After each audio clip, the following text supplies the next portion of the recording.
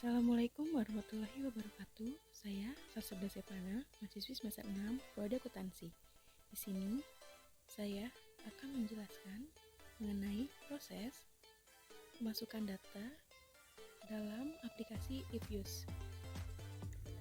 Yang pertama adalah buka aplikasi Excel, lalu kolom yang tersedia di Excel kita isi dengan data variabel yang terdapat di buku. Isi data sesuai dengan variabelnya seperti size, ROA, DAR, NPF, suku, dan ISR. Masing-masing data kita masukkan ke dalam variabelnya masing-masing. Jika data variabel sudah terisi semua, maka langkah selanjutnya adalah membuka aplikasi Ifuse. Setelah aplikasi Ifuse terbuka, maka tampilannya akan seperti ini. Jika program Ifuse sudah terbuka, langkah selanjutnya adalah membuat file kerja atau work file.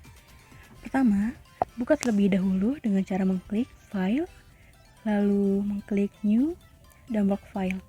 Atau bisa juga mengklik Create New Ifuse Work File.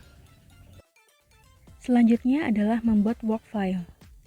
Sesuai dengan contoh data yang telah disiapkan, 9 perusahaan dengan periode tahunan 2012 sampai 2016. Jika halaman work file sudah muncul, selanjutnya adalah kita mengisi data yang telah disiapkan. Untuk work file struktur tipe, kita ubah menjadi balance panel. Untuk frekuensi itu annual, start date itu tahun 2012, end date itu tahun 2016, number of cross section itu 9, dan untuk work file names-nya kita mengubah menjadi data panel. Selanjutnya adalah mengklik OK. Yang selanjutnya adalah membuat template untuk variabel penelitian. Dalam hal ini ada 6 variabel yang ada sesuai dengan data yang sudah ditampilkan, yaitu variabel size, ROA, DAR, NPF, suku, dan ISR. Untuk membuat template variabel penelitian, maka kita akan mengklik Object, lalu mengklik New Object. Selanjutnya adalah mengubah type of object-nya menjadi series, name for object-nya menjadi size. Langkah berikutnya adalah mengcopy paste data variabel size. Caranya dengan mengklik variabel size dalam work file, maka akan muncul tampilan sebagai berikut. Lalu klik edit plus minus, setelah itu copy paste dalam size ke dalam template variabel size di work file Ifuse, sehingga didapat tampilan sebagai berikut. Setelah itu variabel ROA, yaitu klik object lalu new object. Langkah selanjutnya adalah mengcopy paste data variabel ROA.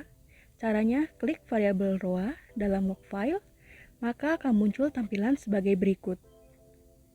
Selanjutnya klik edit plus minus, setelah itu mengcopy paste data ROA ke dalam template variabel ROA di work file Ifuse, sehingga didapat tampilan sebagai berikut. Selanjutnya adalah membuat template untuk variabel DAR, yaitu mengklik object, selanjutnya mengklik new object. Untuk type of object-nya ubah menjadi series, dan untuk name for object-nya diubah menjadi DAR, lalu klik OK. Langkah selanjutnya adalah mengcopy paste data variabel DAR. Caranya klik variabel DAR dalam work file, maka akan muncul tampilan sebagai berikut. Berikutnya, klik edit plus minus, setelah itu copy paste data DAR ke dalam template variabel DAR di work file Ifuse, sehingga didapat tampilan sebagai berikut. Lakukan seterusnya dengan cara yang sama untuk variabel-variabel yang lainnya.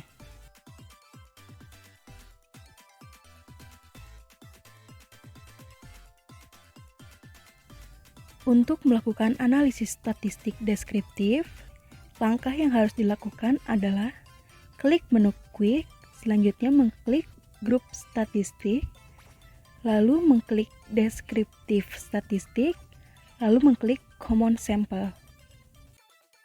Akan tampil jendela dialog berikut. Lalu masukkan variabel yang akan ditampilkan pada analisis deskriptif dan klik tombol OK. Maka akan menghasilkan output sebagai berikut. Untuk menyimpan, klik tab Name, selanjutnya beri nama dan klik tombol OK. Lalu Common Effect Model, yaitu klik Quick, lalu klik Estimate Equation, ketik persamaan yang akan diestimasi, seperti pada gambar di layar. Selanjutnya, klik tombol Panel Option, lalu klik Cross Section dalam kondisi None, lalu klik OK. Maka akan dihasilkan bentuk Common Effect Model seperti berikut. Lalu beri nama dengan cara mengklik Name, lalu OK. Untuk Fix Effect Model, klik nama persamaan EQ01 dalam workfile, klik Estimate. Klik tombol Panel Option, lalu klik Cross Section dalam kondisi Fix, lalu klik OK, maka akan muncul jendela berikut. Maka akan dihasilkan bentuk Fix Effect Model seperti gambar ini. Untuk Random Effect Model, klik nama persamaan EQ01 dalam workfile, klik Estimate, lalu klik tombol Panel Option, lalu Cross Section dalam kondisi Random, lalu klik OK, maka akan muncul jendela berikut. Maka akan dihasilkan bentuk Random Effect Model seperti gambar ini. Berikutnya, proses uji cow dengan menggunakan program Ifuse. Klik nama persamaan EQ01 dalam workfile, lalu klik Estimate. Pastikan bahwa cross section dalam model fix pada jendela panel option. Setelah itu, klik View, lalu Fix Random Effect Testing, selanjutnya Redundant Fix Effect atau Likelihood Ratio, maka akan muncul hasil perhitungan sebagai berikut. Berdasarkan hasil perhitungan, nilai probabilitas cross-section F dan cross-section C-square atau lebih alpha 0,05, maka dapat disimpulkan bahwa Common Effect Model atau CEM lebih layak digunakan dibandingkan Fixed Effect Model. Berikutnya adalah proses uji Houseman dengan menggunakan program Ifuse. Klik nama persamaan EQ01 dalam workfile, klik Estimate. Pastikan bahwa cross-section dalam model random pada jendela panel option. Setelah itu, klik View, Fix or Random Effect Testing, lalu klik Correlate Random Effect Houseman Test. Maka akan muncul hasil perhitungan sebagai berikut.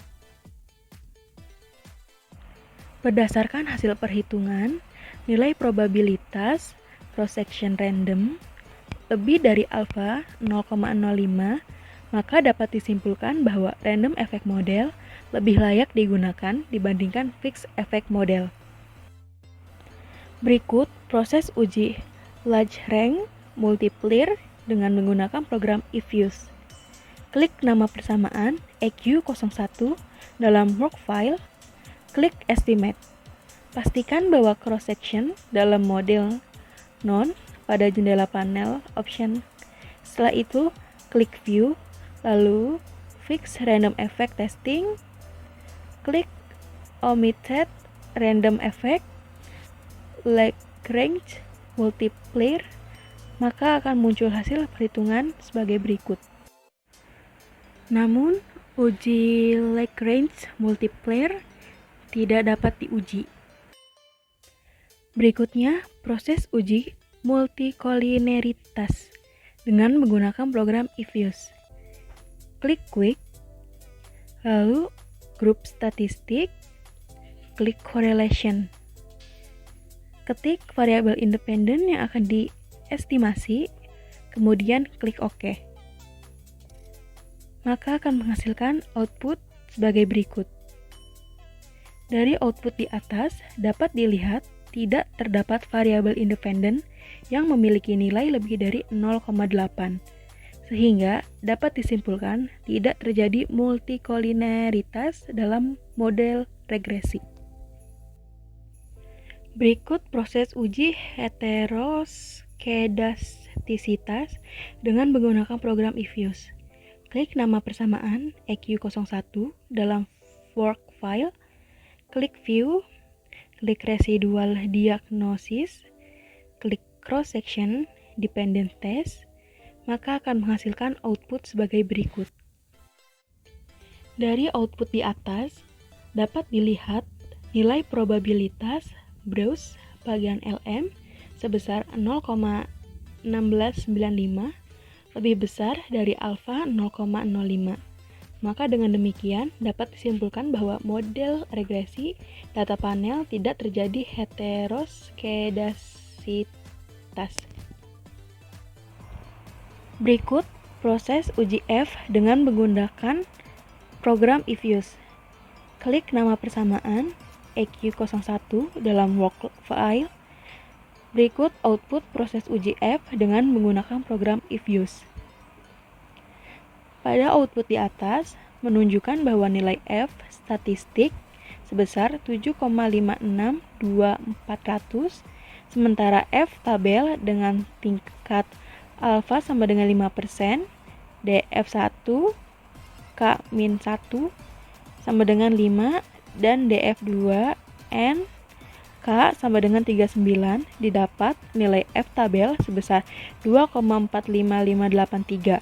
Dengan demikian F statistik 7,562,400 lebih besar F tabel 2,45583 dan nilai probabilitas F statistik 0,00048 lebih kecil daripada 0,05. Maka dapat disimpulkan bahwa HA diterima.